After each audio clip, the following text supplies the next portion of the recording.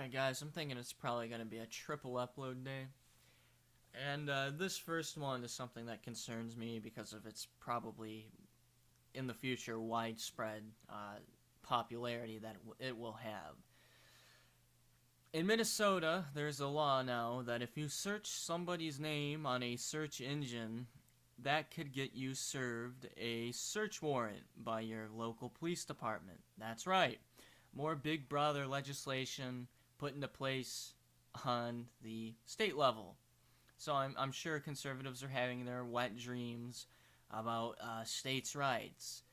However, I think this makes more of a case of central oversight in some aspects. Just like the video I posted yesterday, this is a huge, I would find a violation of your right to privacy. Now, I know it's a private company, Google, blah, blah, blah, but I think there's some type of a moral obligation on their end. And I know it's a bit hypocritical for me, I guess, like now in the month ballpark now, to make a video a month ago strongly advising people against using Google products and utilizing Google services when I'm going to upload this video to YouTube. But I guess my cop-out argument is I've been watching this daily for the past decade before YouTube bought the fucker out. So I've seen the shit go down, I've seen the changes go down, and I've seen people go around the block a couple times. But when I search a name on a search engine, which I use DuckDuckGo because, well, it doesn't sell your search history off,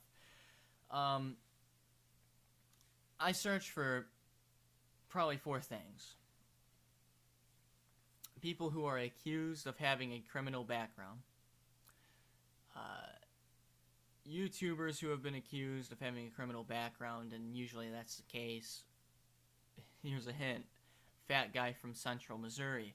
The third is usually keeping tabs on a coworker and looking up the history of a former employer. Now, you can really go far back depending on how in the public sphere this person was and if they did have an internet presence or so on and so forth. I used to have a coworker at my other job, my last job, who was a drunk, an alcoholic, and I suspected him of being drunk on the job multiple times. Plugged this man's name in and found dozens of jail booking records dating all the way back to the mid-90s, Tennessee, Georgia, Illinois, and a few other states, mostly revolving around alcohol-related charges such as public intox, countless DUIs, and I think 2 or 3 leaving the scene of an accident.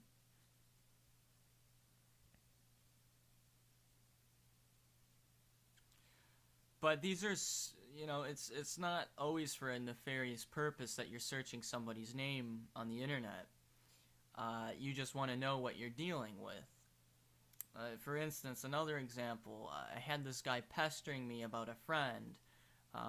This friend wasn't using the internet at the time for security reasons because he was going through a legal battle, let's just put it like that. Well, plugged this guy's name in and immediately got a hit for the Illinois Sex Offender Registry. So it's not always a bad thing. Now, I do think this has room to be abused. I think, they'll suspect someone of having a weed plant in their house or something. And what will happen is he'll search some name on Google, and the police in Minnesota will go, oh, gotta get a search warrant, and they'll get a search warrant, or they'll obtain one, and they'll bust down his doors and fucking find his little one solitary marijuana plant growing in his room and fucking book him in the jail I'm not well versed in Minnesota state law regarding prohibition on pot, so correct me if I'm wrong. But if it's anything like here in Indiana, it's a mandatory 3-month jail sentence.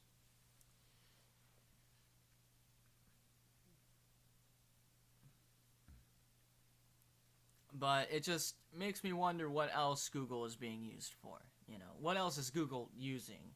Because we already know it's utilizing microphones and recording you off the application when you're not using it.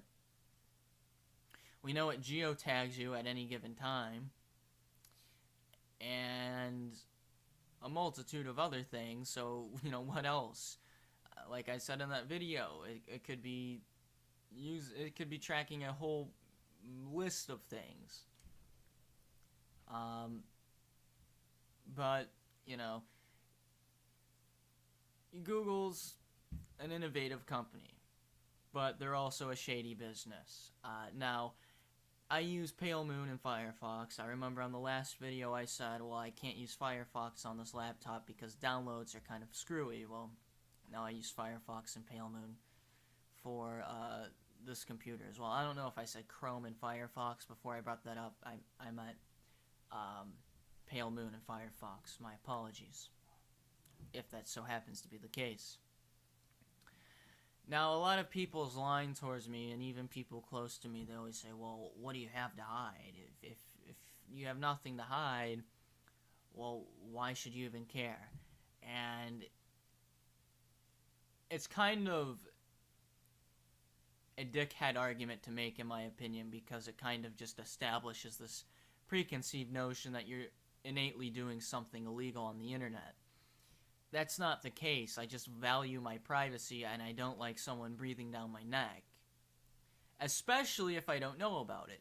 And especially if I go into a little hidden data webpage from Google and find recordings of my voice without my consent. Well, I guess it's tucked away in the fucking contract somewhere, but they obviously don't make that a very big talking point. So sort of, kind of, without my consent.